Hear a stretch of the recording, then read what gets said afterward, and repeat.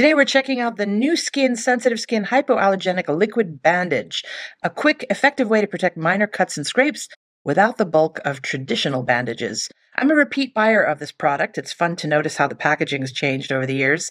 I'm pretty prone to blisters, and this is life-saving, especially if you put it on before it gets bad. The biggest benefit here is that it forms a flexible, water-resistant shield right where you need it. For me, that's the heels.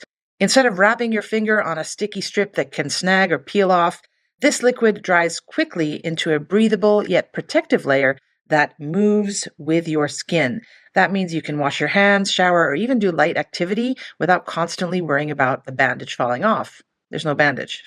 Because it's hypoallergenic and gentle, it's ideal for people with sensitive skin who react to adhesive bandages. That would be me. No itching, no irritation, just comfortable coverage that lets your skin heal without extra stress. And it's transparent when it dries, so it stays discreet and doesn't scream, "Look at my boo-boo." Application is simple. You clean the area, and then you take this guy here and you brush on a thin layer on the affected area and let it dry. That is it. No bulky wrap, no trimming, no tape, coming loose midday. Highly recommend this stuff.